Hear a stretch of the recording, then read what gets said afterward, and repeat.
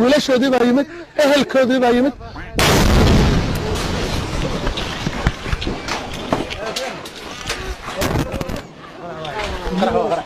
ميروا كان وحاجة عيال ما حكوا قال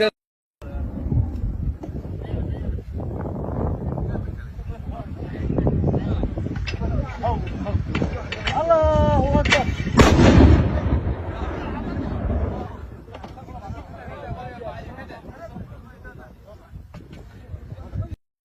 سورة غير waxaan ka hadli doonaa Somaliland oo beenisay in markaasi Puntland eeday u soo jeedisay ahayd in Soomaaliya la shaqeyso kooxda Daesh arrinta soo falqayn doonaa waxa kala soo qaadan doonaa xaaladii ugu dambeeyay Ceel Baraf Biicado iyo markaasi Ceel Cali Axmed dagaaladii ka socday halkee la kala maray oo soo gudbi doonaa waxa kala soo gudbi doonaa Axmed Maxamed Salaam Axmedoobe oo dowladda federaalka Soomaaliya si dadban wada hadal ugu dalbaday muxuu ku dhawaaqay ayadana soo qaadan doonaa waxa kala soo qaadan doonaa xaaladii ugu dambeeyay dowladaha Eritrea iyo Ethiopia oo isku urursanay barnaamij shirkaleed meel fog gaarsiiyay waxaan ku hormaraynaa Somaliland maalmihii la soo dhaafay eed weyn ku socotay waxaan eedaasi soo jeedinayna marka lagu magacaabo Puntland waxay yiraahdeen aan warqado cadeynaya oo dhaqaatiirta Daesh lagu soo daweyn jiray magaalada Hargeysa ayaan helnay sida daraadeed waxay sheegeen in Daesh ay la shaqeeyaan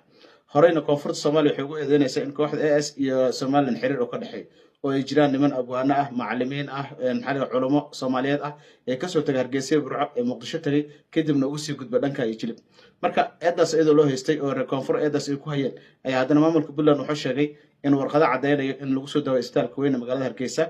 nimankan Daesh ee saraakiishooda ay markaas heleen waraa caalamiskaadna ay ka dhex akhriyeen tiyo marka dadka la yaab ku noqotay Soomaaliland labada maalin soo dhaaf kamay si jawaabin laakiin warbaahinta ayaa xalay markaas la sheegay inay la hadleen waxaana yiraahdeen anagu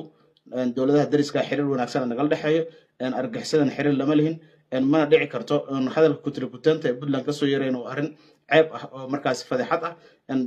qaranka Soomaaliland waxaas kuma saqajaan arrintaas marka dadka la yaab ku noqotay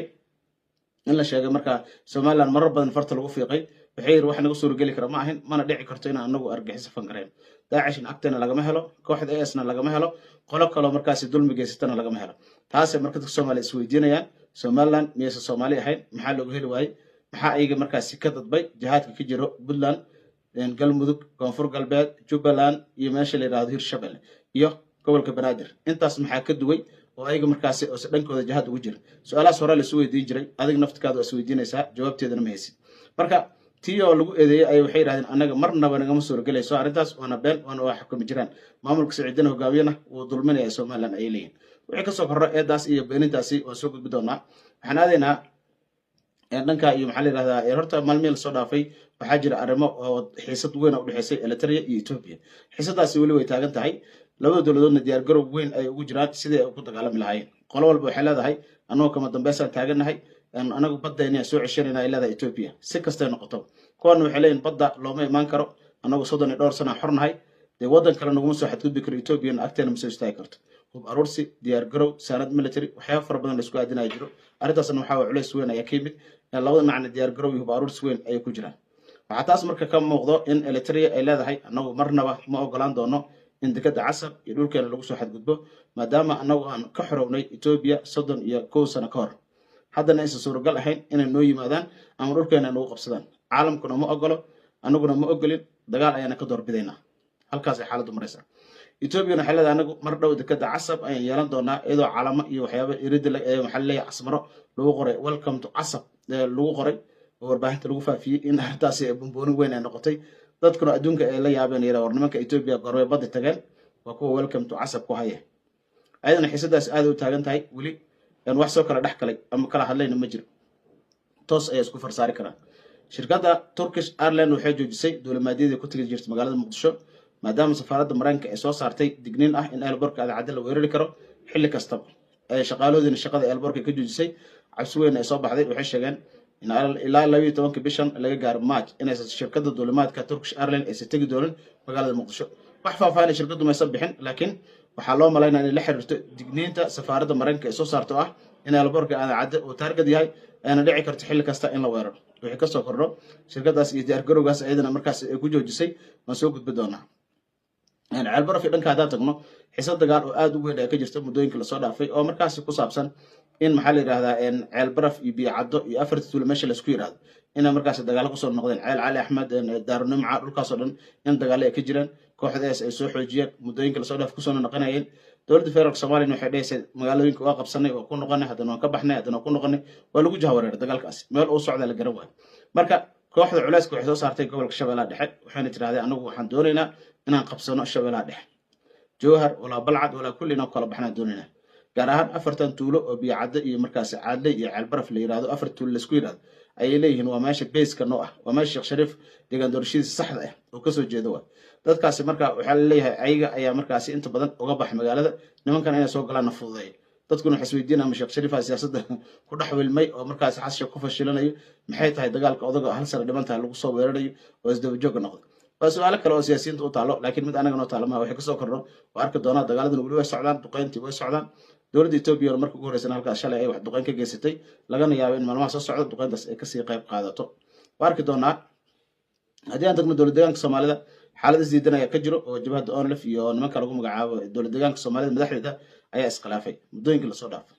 waxaa marka hanjabaad kasoo yeertay cadaani hirmooga oo ah afhayeenka onlef ayaa wuxuu sheegay xuseen qaasim iyo ragga la midka ah ee onlef ka wada tirsanayd haddii ay maanta wanaag ay raadiyaan oo markaasi nabadda ama onlef halgankeeda ay intay xushmeeyaan kusoo laabtaan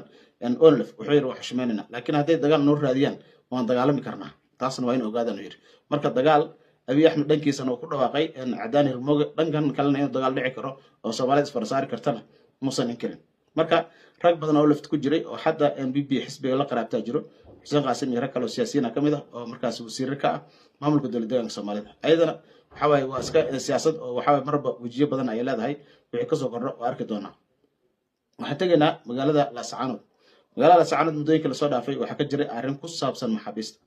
maxaabiista somalilan halkaas ku xiran ayaa loo fakfakanaya maalmihii lasoo dhaafay waxaana la leeyahay dhalinyaro badan oo walaalahood halkaas ku dhinteen hargeysa oo weliba maalmihii lasoo dhaafay laba nin ee markaasi ay ku geeriyootay xabsiyada magaalada hargeysa inay walaalahood ay doonayaan inay ka arsadaan maxaabiista halkaa ku xiran oo ka mid yahay faysal cadi bota taasna horaan u sheegno guddiga iyo dadka gacanta ku haya ayaa diiday oo yidhahda suuragal ma ahin in maxaabiist inta loo daato la dilo maxbuus waa nin gacantaada ku jiro waa nin sidaa rabta ka yeelan kartid marka inaad uga faa'iidaysato diiniyana ma fiicno maxaa la yidhahda qaab kalena ma fiicno inaad uga faa'iidayso dagaalka aad ku gasho arrintaas marka sc qaato madaxdeedii waxaa go-aan ay ka gaareen wayna diideen bataatan waxay yidhahdeen ma ogolaan doono in faraha la soo geliyo oo markaasi dadka inta la wato banaanka lagu toogto wax micnaa ma samaynayso ceebta ay reer somaliland laga soo sheegayana inta lagama samaynayo taasna waxaa wax wanaagsan oo markaa sc qaatum ay ku dhaaqday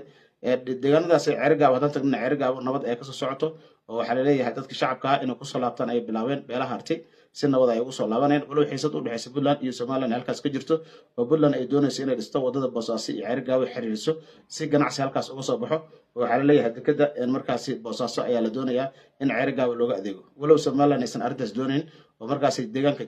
jeedali la yidhaahdo ay dagaal ka geysteen in 2 maalin ka hor haddana nabad ay kusoo laabatay inkastoo waddadaasi dhismaheedii uu istaagay oo hadda ciidamada somaliland ay joojiyeen haddana wixii kasoo kordho arki doonaa iyo diyaargarow halkaas ka jiro wararkeena dambe ayana ku maqli doontaan wixii war aan bilaw ku sheegna waan ka tagnay wararkeena dambe ku maqli doontaan barnaamij sheer garay meel fog gaarsiiye inta barnaamijkan barnaamij lamada kulmi doono waxaad leenahay fi amaanillah